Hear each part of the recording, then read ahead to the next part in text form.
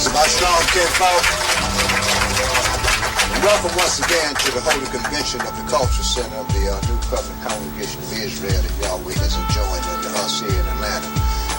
It's a very great blessing for us to be able to assemble and read out of this legacy and understand the things that's been hidden from men for many years. But the reason for that is because we are the children of the Most High, and it's time for our deliverance. This is why we receive the knowledge and the understanding that we receive in these times. This way, when things happen, we won't have any excuse. We won't be able to say that we don't know, because I know what you've been taught.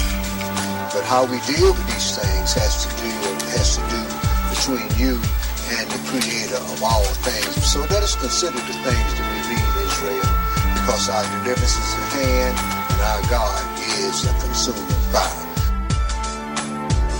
Sure, Yahweh maintains our lot, but then we have to be careful ourselves, because like it says in verse 4, their sorrows shall be multiplied that hasten after another God. Their drink offering of blood will I not offer, nor take up their names into my lips. And we live in a system where when we even say the names of the days of the week, we have the names of other gods upon our lips. It's hard to have a conversation today without using some pagan deity's name in one form or another. And we have to be careful of these things. We can't just say, well, the Yahweh understands, and YAHSHUA make intercessions for us. We can't do that, because we have the ability to do those things ourselves. But then too, when you go on your jobs and so forth, and you tell somebody, say, well, I'm going to do something on the 5th day of the week, they haven't got the false idea of what you're talking about. So we're in a catch-22 situation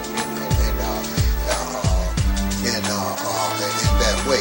But let us consider these things, Israel, and use those things as little as possible. This is the generation that seek Him, that seek your face, O Yachov. And what generation is that? That generation is he that has clean hands and a pure heart, who has not lifted up his soul unto vanity, nor sworn deceitfully. He's the one that shall receive the blessings of Yahweh and righteousness from the God of his salvation. Why? Because some people seek knowledge and understanding just so they can have it. But other people seek Yahweh's face. If you don't seek His face, you will not be saved. Knowledge and understanding has its place. But spiritual righteousness and having a God of Israel close to you, that is all a different color. Praise Yah, praise Yah. Those dedicated to their charge, striving to be spiritual Israelites, and those that are elected to be saints, although they fall from time to time, yet their devotion shows godly sorrow, and they learn being humble by the experience. Then through fervent prayer and godly works, a soul is renewed in grace and finds strength to strive more efficiently in the things that we have to deal with. But if a soul continues to deal with the slack hand, they lack Yahshua's strength and wearing the armor of the Spirit. Then, being creatures of one's own path and chooser of their own destiny, the gifts of the Holy Spirit they were chosen to utilize have a lesser priority, and they find less time for prayer and to prepare themselves for the works and the war that we are in. And a lot of us don't understand that we are truly in a spiritual war. And the devil is walking around trying to devour all that he can, and if we give him any opportunity, believe me one thing, you're going to fall. You're going to fall. Now the Christians tell us that we are not under the law, we're under grace, so they're already on the ground.